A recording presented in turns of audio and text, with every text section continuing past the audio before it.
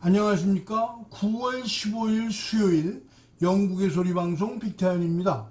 오늘 뉴스의 제목입니다. 첫째, 인천 상륙작전 71주년 기념일입니다.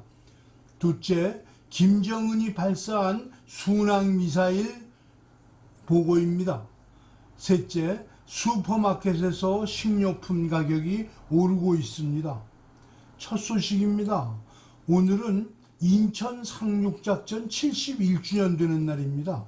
6.25에 남침한 북한군은 3일 만에 서울을 점령하고 여세를 몰아 후퇴하는 국군과 유엔군들을 파죽지세로 몰아붙였습니다. 개전부터 김일성의 남침 전략은 3개월 안에 남한을 완전 점령하고 한반도를 통일한다는 것이었습니다. 전쟁이 터지자 이승만 대통령은 백악관과 도쿄의 태평양 사령부의 맥카터에게 전화로 닥달을 하였습니다.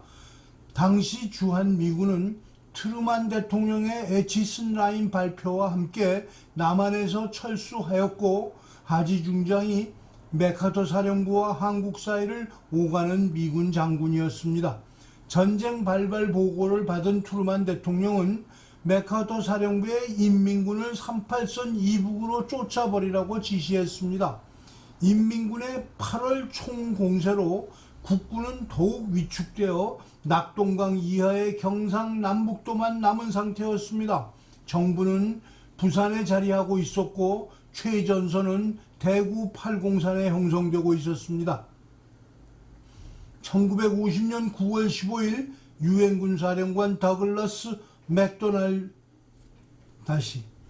1950년 9월 15일 유엔군 사령관 더글라스 맥카터의 지휘 아래 작전명 크로마이트라는 인천 상륙작전이 시작되었습니다. 작전에는 7만 5천여 명의 병력과 261척의 해군 함정이 투입되었습니다.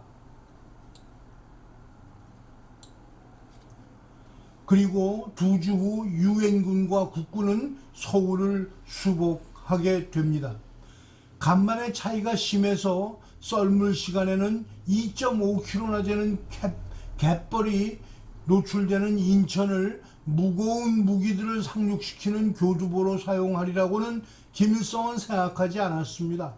맥카터 장군은 이런 상식적인 생각을 역으로 이용 장애물을 넘어서는 작전으로 인천 상륙작전을 성공시킨 것이었습니다.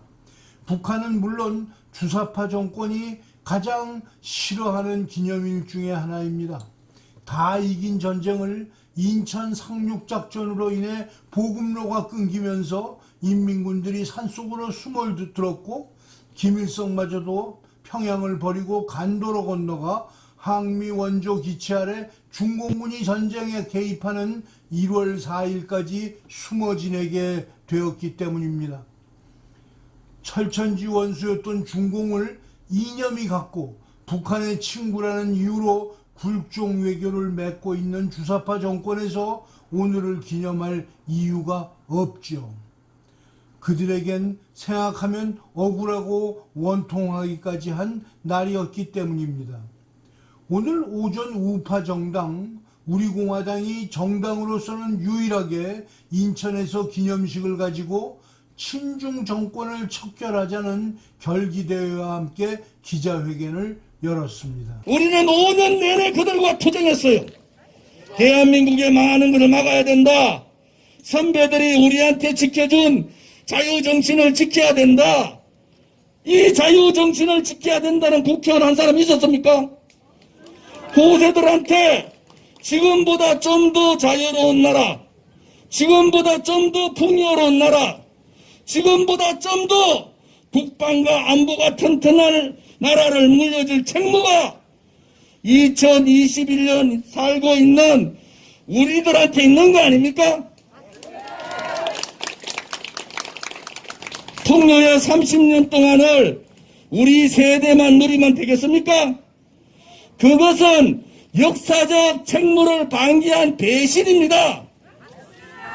후손들에게 물려줄 중요한 재산을 버려버린 대한민국의 역적이 되는 거 아닙니까? 우리 공화당 동지나 자유우파 국민 그 누구도 내가 뭘 하겠다, 내가 자리 잡아 뭘 하겠다 그렇지 않지 않습니까?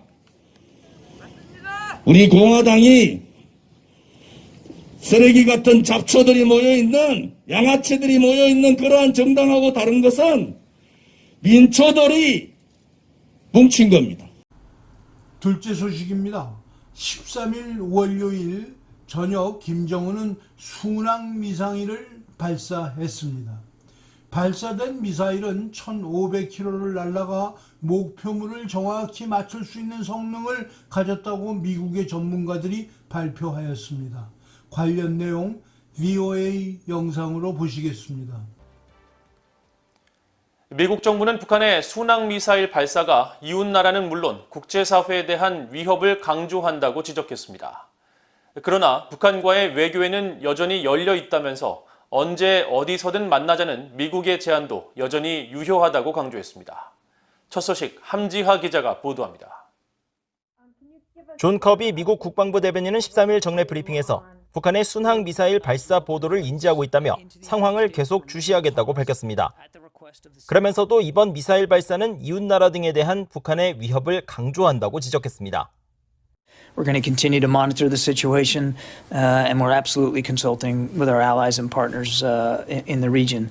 I think, without confirming specifics here, the activity itself certainly highlights the DPRK's continuing focus on developing its military program and the threats that it continues to pose to its neighbors and to the international community.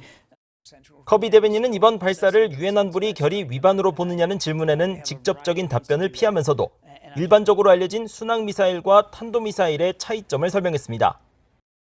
탄도미사일과 비교해 순항미사일은 큰 탄두를 탑재할 수는 없지만 정확성은 탄도미사일을 능가한다는 겁니다. 앞서 북한 매체들은 북한 국방과학원이 11일과 12일에 걸쳐 장거리 순항미사일 시험 발사를 성공적으로 진행했다면서 미사일들은 1,500km에 떨어진 표적을 명중했다고 보도했습니다. 이런 가운데 존 하이튼 미국 합참차장은 13일 브루킹스 연구소가 개최한 화상 토론에서 북한 미사일에 대한 방어 역량이 충분하다는 점을 강조했습니다. And it's not that I have concerns over our defenses working against North Korea. I'm very confident with our missile defenses against North Korea. 전문가들은 이러한 순항 미사일을 한 대 만들고 실험하는데 약 8억 달러가 소용된다고 평가합니다. 8억 달러는 북한에서 1,900만 인구를 1년간 식량을 공급할 수 있는 비용이라고 말하면서 인민을 굶기면서 제조하는 미사일 제작을 인도적 차원에서라도 중단시켜야 한다고 주장합니다. 셋째 소식입니다. 슈퍼에서 피부로 느끼는 식료품 가격이 오르고 있다고 말합니다. 지난달 외식비는 Eat Out to Help Out 스킴이 시행되고 월요일, 화요일, 수요일에 각각 최대 10파운드까지 국가 지원으로 50% 할인을 받던 작년 8월과 비교하여 더 높아졌습니다. 동시에 접객업 및 관광업 분야의 사업주는 전염병으로 가장 큰 타격을 입은 일부 산업을 돕기 위해 고안된 부가세 할인을 받았습니다. ONS의 국가통계부국장인 조나단 아토우는 8월에는 이 시리즈가 거의 25년 전에 도입된 이래 월간 연간 인플레이션이 가장 크게 상승했다고 말했습니다. 그러나 작년에는 정부가 경기 진작을 위해 Eat Out to Help Out 제도로 인해 레스토랑과 카페 가격이 크게 하락하는 현상까지 보였으나 올해는 가격이 올랐기 때문에 이것의 대부분은 일시적일 것이라고 말하고 있습니다.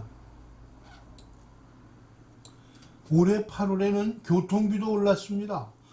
평균 휘발유 가격은 리터당 134.6펜스로 1년 전 113.1펜스에 비해 19펜스나 올랐습니다. 그동안 록다운으로 여행이 줄어들었던 것이 요인이라고 말합니다. 이러한 상품들의 상승 요인에는 실질적인 요인도 포함되어 있습니다. 첫째는 더 국제적으로 높아진 글로벌 운송 비용과 인력 부족이 식품 가격 인플레이션을 일으키는 주 요인이라고 전문가들은 말하고 있습니다. 또한 11월까지는 현재 인플레이션 현상이 4%를 초과하여 생활비가 계속 빠르게 증가할 것으로 예상하고 있습니다. 시청해 주셔서 감사합니다. 오늘 방송을 마치겠습니다. 내일 다시 뵙겠습니다.